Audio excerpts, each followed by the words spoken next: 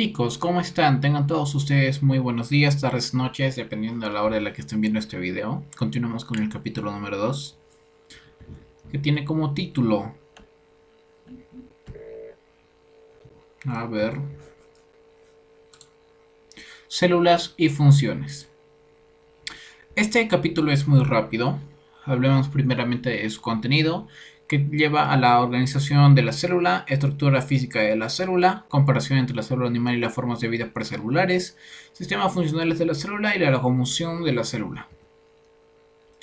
Los objetivos son conocer conceptos básicos de las funciones de la célula, diferenciar las células eucariontes de las procariontes, señalar la organización global de la célula, señalar las funciones de la célula que provocan que exista la vida. Perfecto. Las células y sus funciones. En total, ya hemos hace unos momentos mencionado de que tenemos 100 billones de células, de las cuales 25 billones son los eritrocitos. Cada una de las células tiene una función muy importante en nuestro organismo. El desequilibrio de la cantidad o de la función de las células simplemente provocaría la muerte. Las células son los elementos básicos que conforman el organismo, aportan la estructura de los ciclos, prácticamente es los bloques con lo que nosotros vamos a existir, ¿no? Porque nosotros para construir una casa necesitamos ladrillos. Ya, ¿quiénes son nuestros ladrillos? Las células. Se reproducen haciendo copias de sí mismas. Para ello tienen una vida. Tienen un periodo de vida que depende de la cantidad, o mejor dicho, depende del tipo de célula del que estamos hablando. Por ejemplo, las células estomacales o del epitelio estomacal viven 165 días, por ejemplo. A excepción de las células de la piel, que viven un día. Y para entender la función de los órganos y otras estructuras del organismo, es esencial conocer la organización básica de la célula y las funciones de sus componentes. Como podemos observar, aquí encontramos una célula. ¿Ustedes creen de que es procarionte o eucarionte? Es una célula eucarionte porque contiene diferentes organelos que no tienen en el sistema, en la organización celular de la célula procarionte. Por ejemplo, tiene un núcleo bien definido. La célula eucarionte. Procarionte no tiene un núcleo bien definido. Por ejemplo, tiene peroxisomas, tiene mitocondria, lo cual no tiene la célula procarionte. ¿Ok? Entonces inclusive tiene una membrana celular que sí tiene la célula procarionte, pero no tiene una pared celular que la recubra. Aquí encontramos a la célula procarionte. Podemos observar claramente las diferencias. Clara. Por ejemplo, la célula eucarionte tiene una serie de compartimentos celulares y de organelos mucho más extensa que esta simple célula. ¿Ok? Que al parecer viene de la evolución de este virus, del virus, porque el virus solo tiene inclusive solo un ácido ribonucleico, una cápside con capsómeros, proteínas llamados capsómeros, y bueno, ¿no? una envoltura celular con proteínas, o mejor dicho, con glicoproteínas. O sea, miren, inclusive el virus es mucho más simple. Entonces, hablando del nivel de vida, el virus se encontraría en qué nivel? Número 1, número 2, número 3. ¿Ok?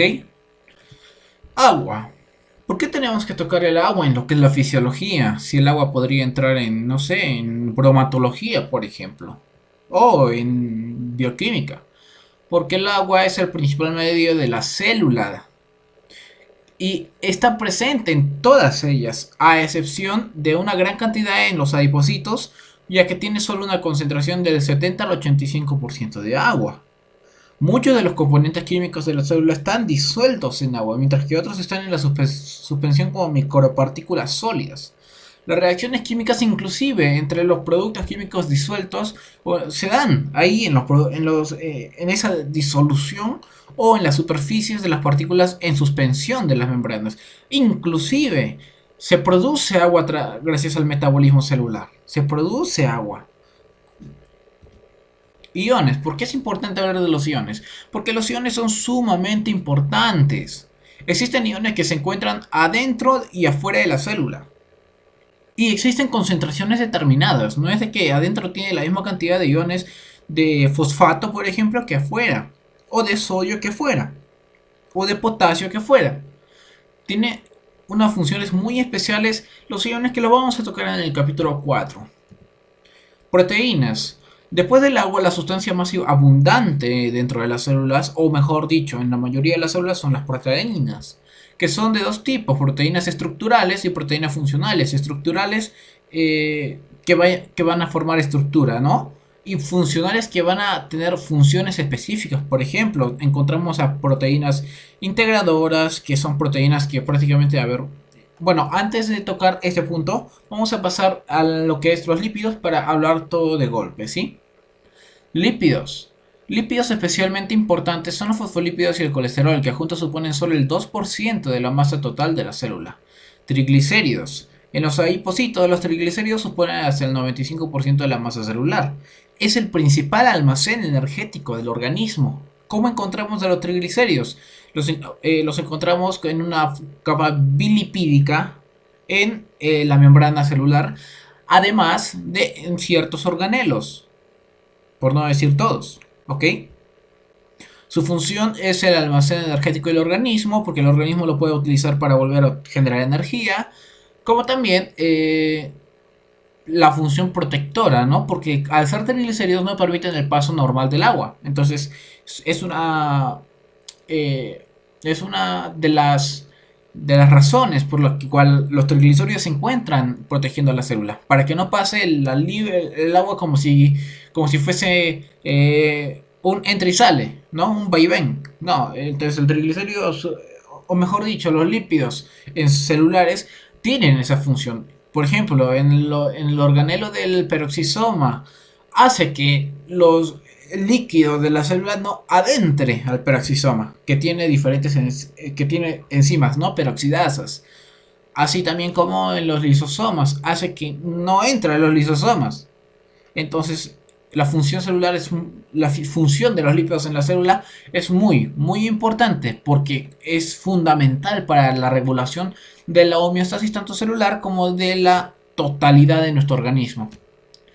Los hidratos de carbono. Los hidratos de carbono tienen unas funciones estructurales muy vagas. Solo se unen a las proteínas o a los lípidos cambiando de nombre, ¿no? Si se une a una proteína se llama glicoproteína, si se une a un lípido, glicolípido. Y bueno, no mantienen las células no mantienen grandes reservas de carbohidratos. Pero se pueden encontrar en una media de 1 al 3%. Los carbohidratos se almacenan en forma de glucógeno, perdón, pero se almacena sobre todo en lo que es el hígado. También se almacena en el músculo, eso sí, no hay que olvidar ello, pero sobre todo se almacena en el hígado. Y la glucosa almacenada en el hígado tiene una única función, que no es la de alimentar a todo el organismo cuando hay falta de glucosa, no. La única función de la glucosa almacenada en el hígado en forma de glucógeno, que es un polímero de glucosa, así como la celulosa, ¿no? Es brindar la glucosa para que actúe netamente en el cerebro. O sea, no alimenta a todo el organismo, solo alimenta a nuestro cerebro, ¿ok? Muy importante recalcar eso. Y como ya les he mencionado, aquí encontramos a una célula física, a la organización de una célula física con diferentes compartimentos, inclusive lo que lo define de que es una célula eucarionte es de que tiene el compartimento definido del núcleo. La membrana celular. La membrana celular, denominada también membrana plasmática, cubre la célula y es una estructura elástica, fina y flexible. Está formada casi totalmente por proteínas y lípidos. La barrera lipídica de la membrana celular impide la penetración de sustancias hidrosolubles. Entonces, ¿qué sustancias hidrosolubles podemos encontrar? Bueno, diferentes, ¿no? Pero existe una excepción cuando hablamos de iones. Existe una excepción porque los iones fluyen, no libremente, pero fluyen, ¿ok? Por concentración mayor a concentración menor fluye por ósmosis, ¿ok? Además de que ya he mencionado de que es una barrera lipídica, ¿no? Hace que las sustancias más grandes hidrosolubles nos pasen como les dé la gana. ¿Y qué sustancias encontramos ahí? Por ejemplo, las vitaminas. La vitamina C es una vitamina hidrosoluble, por lo que necesita pasar específicamente por una proteína del enterocito hacia el interior de la célula y posteriormente desde ahí hacia el interior de nuestro organismo, ¿ok? O sea, al exterior del enterocito, pero en el cambio la vitamina D, por ejemplo, la vitamina A, pasa directamente, es más fácil pasar por la membrana celular, ¿ok? Porque es lipídica, es una vitamina lipídica, liposoluble, por lo que al ser liposoluble tiene compatibilidad con la membrana celular, por lo tanto no necesita tanto de las proteínas. ¿Ok? Simplemente pasa por la capa lipídica, ¿no? Por la membrana celular. En esta película se encuentran intercaladas grandes cantidades de proteínas globulares, muy grandes y dependiendo de diferentes tipos de células. Y también estas proteínas son específicas. Por esta proteína no solo pasa, o mejor dicho, por ejemplo, en las proteínas globulares que pasa agua, solo pasa agua. En las que pasa calcio, por ejemplo, solo pasa calcio. No es de que aquí va a pasar agua, calcio, hidrógeno. No, no es así. ¿Ok? Eso es muy importante recalcarlo. Aquí encontramos una membrana lipídica y aquí encontramos a las proteínas integradoras o proteínas integrales. Aquí encontramos a proteínas superficiales. A ver, ¿dónde encontramos una proteína? Ya, supongo. Esta es una proteína superficial. Este de acá está unida a la proteína, por lo tanto, ¿cómo se va a llamar? Glicoproteína. Aquí encontramos una bicapa lipídica. ¿Por qué? Porque encontramos aquí una molécula de fosfolípido y acá otra molécula de fosfolípido. ¿Ok? Y así es, en realidad. Inclusive aquí encontramos otro modelo de celular, ¿no? Bicapa lipídica, acá. Aquí encontramos una proteína integradora gordísima. Acá otra diferente. Tal vez este de acá permite el ingreso de agua, H2O, que es el agua. Y esta de calcio, del ion calcio. ¿Ok? Y esta es una proteína integradora, miren, porque no atraviesa todo. No atraviesa todo. Y al estar unido a los a los lípidos, no, mejor dicho, a los hidratos de carbono, se convierte en una glicoproteína. Composición de la membrana. La composición de la membrana es muy sencilla. Contiene hidratos de carbono en un 3%, muy poquito. Eh, y dependiendo a ese añadido de hidrocarbohidratos, encontramos a lo que es las glucoproteínas y a los glucolípidos. Por ejemplo, los cerebrocidos, gangliósidos, formas con las oligosacáridas y el glucocálix, que lo vamos a tocar más adelante. Dentro de ellos están el ácido ciálico, la glucosa, la lactosamina, el manitol, etcétera, que son carbohidratos, ¿no? El potencial Z, la carga negativa, ácido neuroamínico. Recordemos que dentro del núcleo celular encontramos positividad y acá negatividad. Entonces, ese es el grado electroquímico que existe en la célula. Y receptores de la membrana, que son de la membrana, ¿no? Con características antigénicas. Composición general, esto es muy importante conocerlo, porque no toda la composición de la membrana celular está hecha por fosfolípidos. Un 55% de la membrana está elaborado prácticamente de proteínas, ¿Cuánto nos queda? Un 45%. Un 45% de la membrana son lípidos. ¿Cuántas eran de carbohidratos? De 1 al 3% aproximadamente. ¿Ok? Entonces, ¿cuánto nos quedaría? Al menos 42%. 42% es de lípidos. ¿Ok? De esos 42%, un 25% son de los fosfolípidos. En su mayoría es el más abundante. Un 13% de colesterol. Entonces, sumando, ¿cuánto da? 38, si no me equivoco. 38.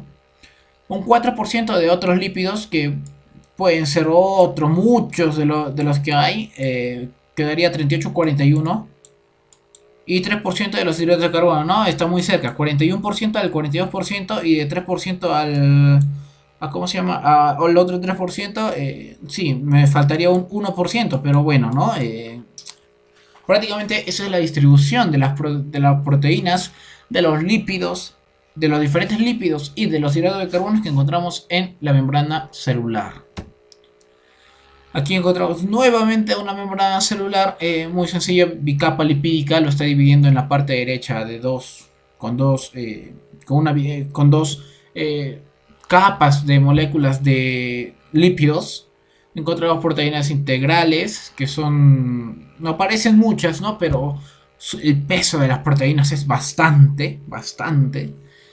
Y bueno, ¿no? Glicoproteínas también encontramos con los oligosacáridos. Miren, encontramos aquí. Entonces, esa de acá está unida a un lípido. Por lo tanto, ¿qué es? Un glicolípido. Esta está unida a una proteína que se convierte en glicoproteína. Prácticamente la mayoría de las proteínas que se encuentran en la superficie celular, exteriormente hablando, son glicoproteínas. Y como ya les he mencionado, aquí está, ¿no? El potencial de membrana dentro de la célula, negativo. Fuera de la célula, positivo. Eso no se vayan a olvidar nunca. Dentro de la célula, negativo. Fuera de la célula, positivo. Y entramos en el citoplasma y citosol, que bueno, esto ya lo conocemos. Simplemente lo vamos a tocar así rápidamente. El retículo endoplasmático, que son dos: el retículo endoplasmático rugoso, retículo endoplasmático liso. El rugoso tiene, bueno, se le conoce rugoso por el simple hecho de que tiene una apariencia rugosa producto de los ribosomas que se han pegado en su superficie. Y el liso, pues que tiene falta de ribosomas. Entonces, ¿cuál será la función del retículo endoplasmático rugoso si tiene ribosomas? El procesamiento de las moléculas formadas por las células, o sea, las proteínas. Dos, contener a los ribosomas. Y si hablamos del retículo endoplasmático liso, síntesis de sustancias lipídicas. ¿Ok? Síntesis de sustancias lipídicas.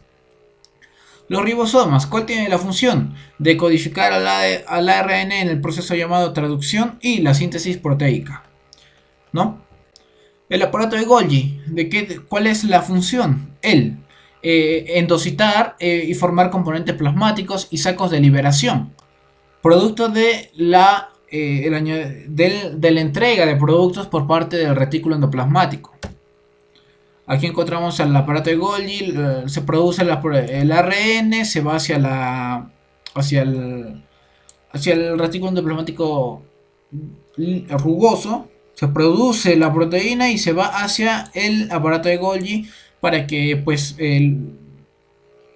prácticamente lo haga madurar, entre comillas, ¿no? Para que lo endocite, para que lo guarde, lo reserve y posteriormente se libere. También encontramos a los lisosomas, que prácticamente son el aparato digestivo intracelular que viene se piensa que viene de la ruptura del aparato de Golgi, ¿ok? La lisosoma viene, su origen es de la ruptura del aparato de Golgi. Los peroxisomas, que es muy parecido al lisosoma, pero supuestamente viene de la ruptura del retículo endoplasmático liso.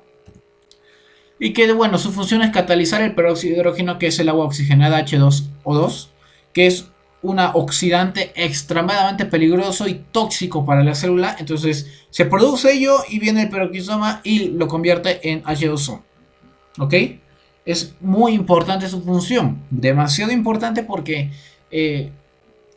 De otra manera existiría muerte celular inminente. Entonces el peroxisoma, inclusive existen daños, o mejor dicho, malformaciones del peroxisoma que da origen a enfermedades congénitas, por ejemplo el síndrome de Zellweger, por ejemplo, que lo vamos a tocar ya en el curso de fisiopatología, que es una enfermedad congénita producto del daño al peroxisoma, ¿no? Vesículas secretoras que se encuentran dentro de ¿dónde? Del aparato de Golgi las tiene dentro de la célula para posteriormente secretarlas.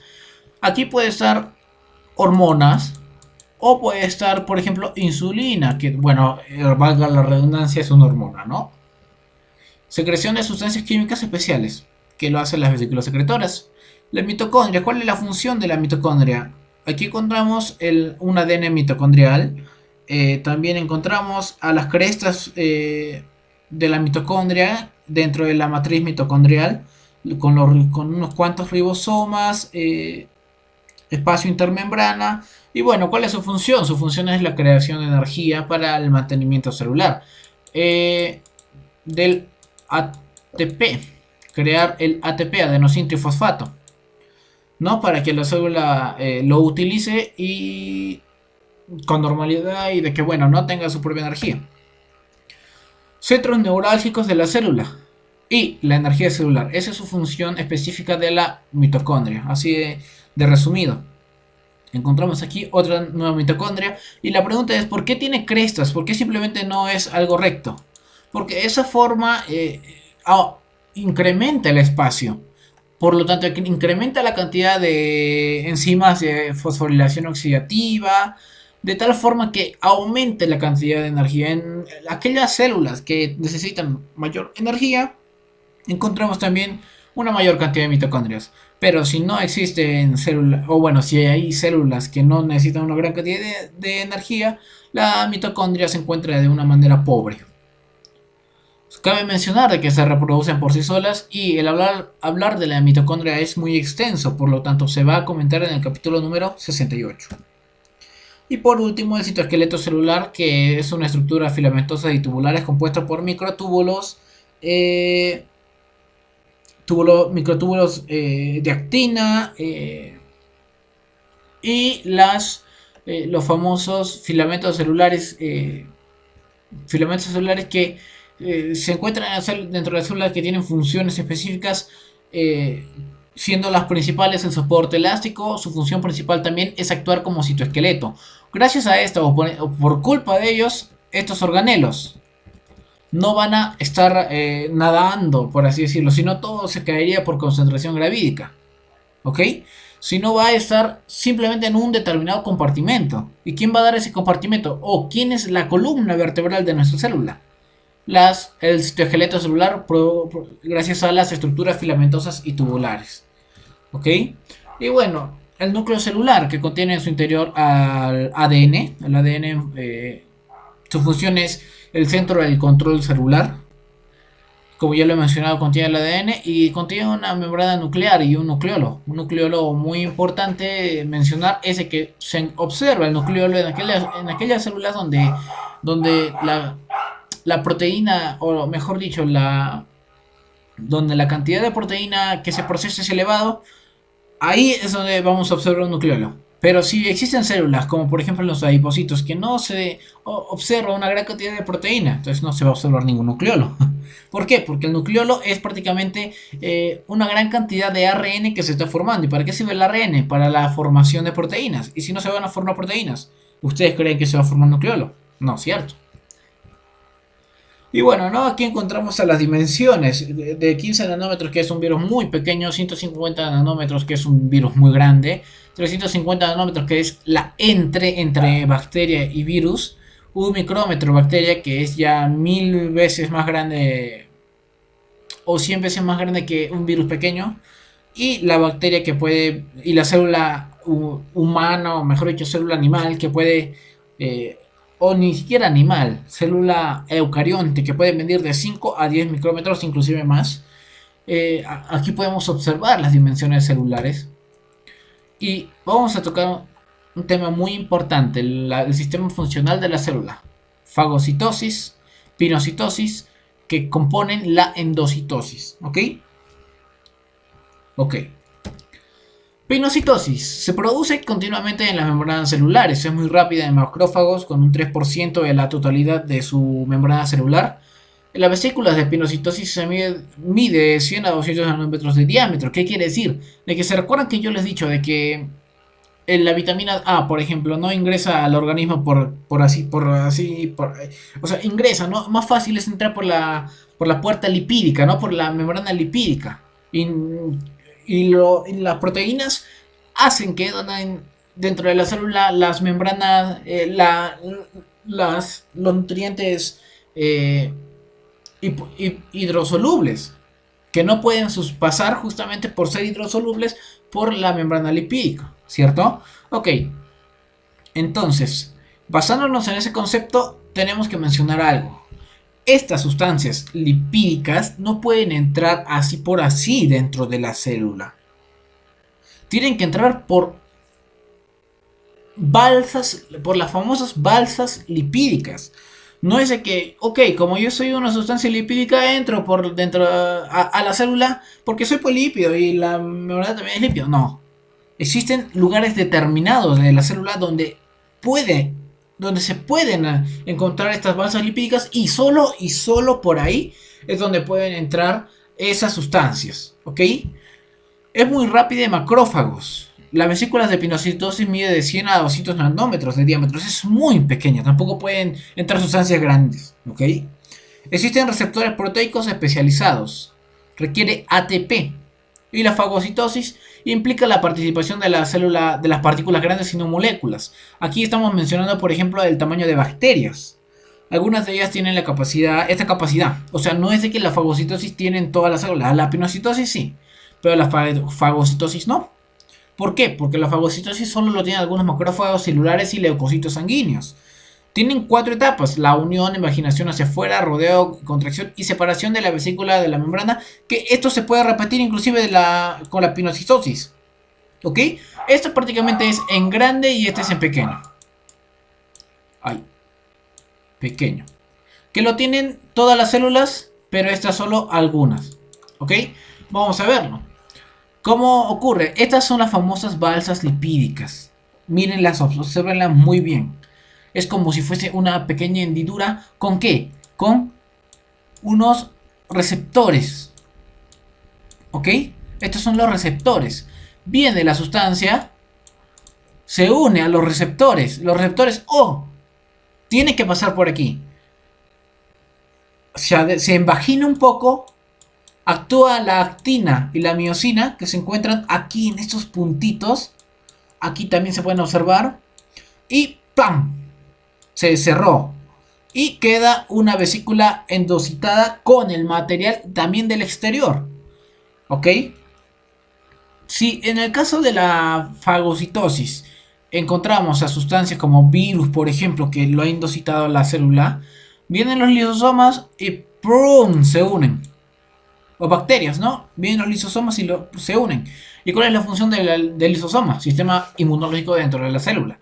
Entonces, ¿qué es lo que va a hacer? Con sus enzimas, pum, pum, pum, lo va a romper, lo va a hacer trocitos y se va a convertir en una vesícula digestiva para posteriormente, si se necesita algo, pues bien, se va a aprovechar por la célula o se puede excretar gracias a un cuerpo residual por la excreción celular, ¿no? Prácticamente es el mismo proceso para ambos. La endocitosis, la fagocitosis y pinocitosis es lo mismo. Solo que la fagocitosis, algunas células la tienen, no todas, pero la pinocitosis sí. ¿Ok? Y ese también es el mecanismo por el cual entran los virus a nuestro organismo, como se pueden observar acá. Esta es la balsa lipídica.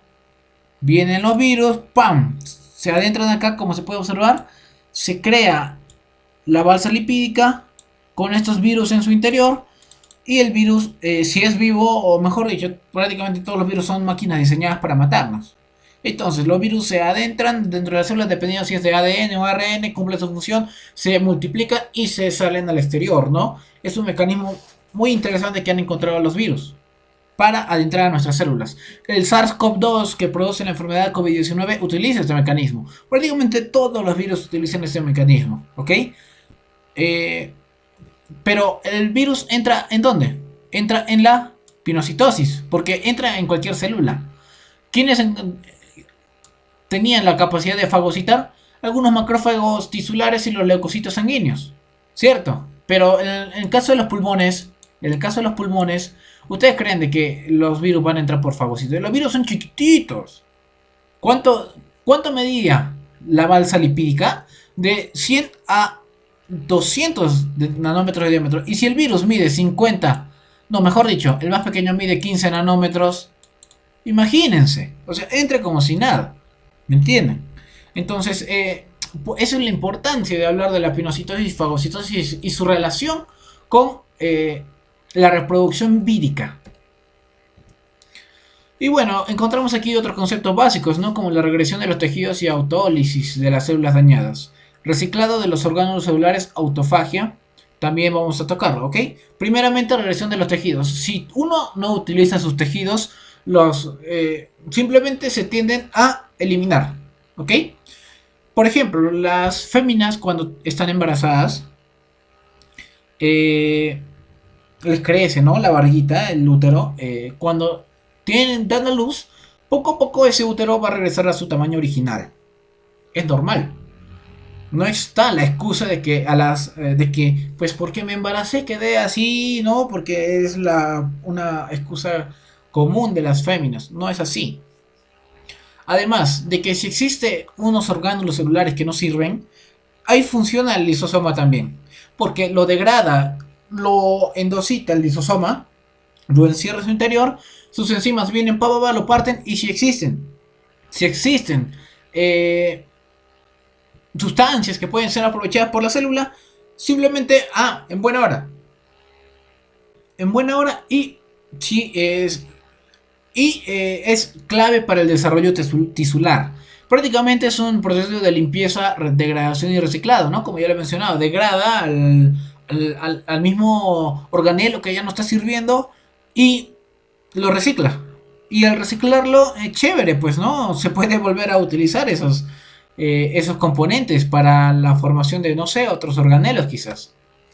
Y aquí encontramos, señores, al adenosín-trifosfato. Quiero que se fijen bien en este, porque lo vamos a ver más luego. En este símbolo, que parece la ñ no, la cabecita de la ñ, ese símbolo que se encuentra encima de la n, ¿no? Esto significa enlace de alta energía. ¿Ok?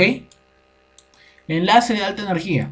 Por eso es de que cuando se forma el adenosín-trifosfato, se utiliza para justamente la energía, para que dé energía. Yo también decía en el colegio de que, ok, pero ¿cómo va a formarse el adenosín-trifosfato para dar energía? No lo entiendo. Pues este es el mecanismo, de que la energía se va a ubicar acá. Se utiliza la energía, se rompe esto, se utiliza la energía para la función celular y queda adenosín difosfato, ya no trifosfato, sino difosfato, que inclusive también se puede utilizar ello. Y para recargar esta energía, ¿a dónde creen dónde se va a formar ello? En la mitocondria. Aquí como se puede observar, y bueno, que ya lo debemos conocer, o inclusive que nosotros como sociedad científica vamos a darles un curso de bioquímica posteriormente. Y bueno, vamos a terminar con lo que es el movimiento celular. Encontramos a los cilios, B pseudópodos, C flagelo. El flagelo sirve para la movilización celular en un sentido. Los pseudópodos es como si caminara así, ¿no? Como si tuviese manos sin huesos la célula. Una cosa medio rara que me estoy imaginando ahora mismo. Y bueno, los cilios son unos pelitos que están así, ¿no? Como si fuesen deditos que están moviéndose continuamente para también la movilización celular. Pero vamos a centrarnos en uno en específico, ¿no? Los cilios y movimientos ciliares. ¿Por qué nos centramos en estos cilios y movimientos ciliares? Porque este es el segundo movimiento celular que existe. Aparte de que ese movimiento es en forma de látigo. ¿Y dónde lo encontramos? Solo en dos aparatos, en el aparato reproductor femenino y en los pulmones. ¿Para qué? En el aparato reproductor, para que cuando esté suelta el óvulo vaya lentamente caminando hacia el útero. Y en el caso de los pulmones nosotros sabemos de que alguna vez hemos tenido la sensación de, ¿no? Y botar, y pasarnos esa sustancia que proviene de nuestros pulmones hacia el sistema digestivo. Es normal.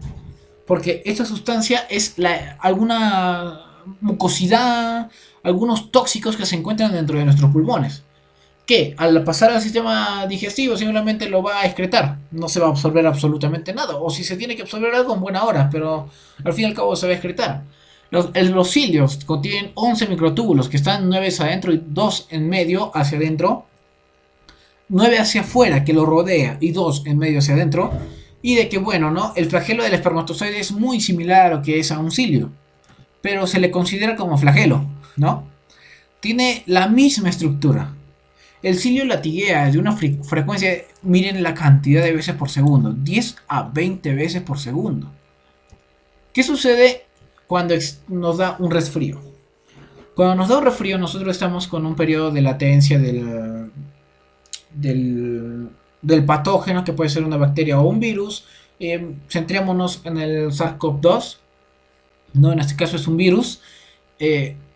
Estamos en una guerra. El virus está en nuestro pulmón, está en una guerra constante con nuestro organismo. ¿Y qué sucede cuando estamos en una guerra? ¿Cómo queda el campo de batalla cuando estamos en una guerra? ¿Queda bonito así como estaba anteriormente? No, queda con huecos, baches, daño por aquí, daño por allá. Terrible, queda absolutamente terrible. Queda terrible.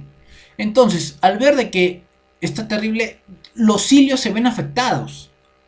En otras palabras, el movimiento ciliar es afectado. Entonces, ¿qué sucede si el movimiento ciliar es afectado? La mucosidad que se forma en los pulmones no va a subir.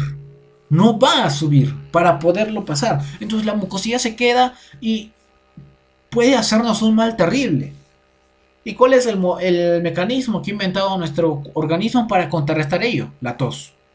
Por eso es muy importante, si nosotros tenemos tos con flema, no medicarnos para detenernos esa tos. Esa tos es necesaria para eliminar esa mucosidad. Y en el caso de la tos con tos sin flema o tos seca como lo conocemos, pues ese es otro mecanismo, ¿ok?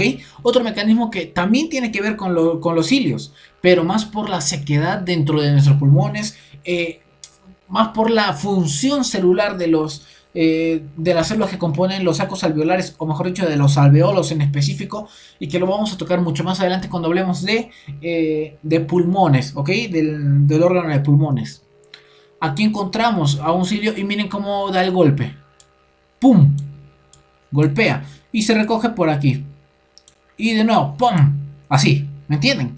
De tal manera de que poco a poco en los pulmones suba y se vaya al aparato digestivo. Lo pasemos y listo. Solucionado. El tóxico entre los pulmones ya no están.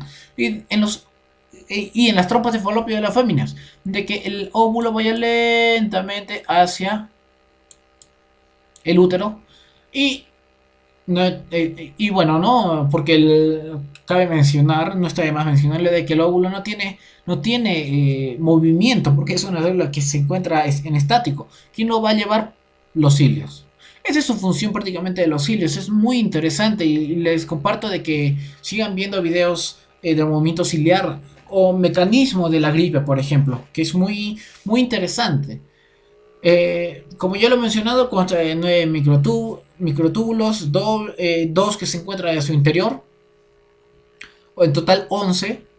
El cilio sigue batiendo en condiciones adecuadas. ¿Qué quiere decir? Que por más que el cilio esté roto, sigue batiendo, pum, pum. Pero ¿qué quiere decir? No va a funcionar, pues, porque si está roto, entonces ya no tiene la función adecuada. Son pocas las células que ya les he mencionado que tienen ese mecanismo, los cilios, para el movimiento de las sustancias que se encuentran en su exterior, ¿no? Tercero, existen dos condiciones necesarias para que el batido del axonema continúe después de eliminar las demás estructuras del cilio. Uno, tiene que haber ATP, porque el cilio no... simplemente porque el cilio va a batir, no, necesita ATP. Las condiciones iónicas apropiadas. Por ejemplo, la concentración de magnesio y de calcio. En cuarto lugar, durante el movimiento anterogrado a los cilios, el cilio prácticamente se dirige hacia afuera con fuerza y se retrae lentamente por abajito. Después de nuevo fuerza y se retrae lentamente. Por último, los brazos de las proteínas compuestas de la proteína dineína, que tiene que ver enzimáticamente con la adenosina trifosfatasa, se proyectan desde cada doble enlace hacia un túbulo doble adyacente. Se conoce el mecanismo de control de cada contracción del cilio. Bueno, en este punto, no se preocupen, lo vamos a tocar con mucha más detalle, con mucho más detalle en el capítulo de mitocondria, porque aquí encontramos a lo que es la proteína dineína, ATPasa, que es muy importante mencionarlo para que ustedes vayan investigando, ¿no? ¿Qué es la proteína dineína? ¿Cuál es su función? ¿Y por qué me dice que tiene una actividad enzimática de la adenosina, con la adenosina trifosfatasa? ¿Qué es la adenosina trifosfatasa o ATPasa? ¿Ok? Eso lo vamos a tocar en un siguiente video. Espero que les haya gustado. Un gusto volver a dar este capítulo. Vamos a continuar posteriormente con el capítulo número 3, que es muy sencillo el capítulo número 3. Y pues bueno, ¿no? Espero que les haya gustado y goodbye. Nos encontramos otro día, ¿sí, chicos? Cuídense.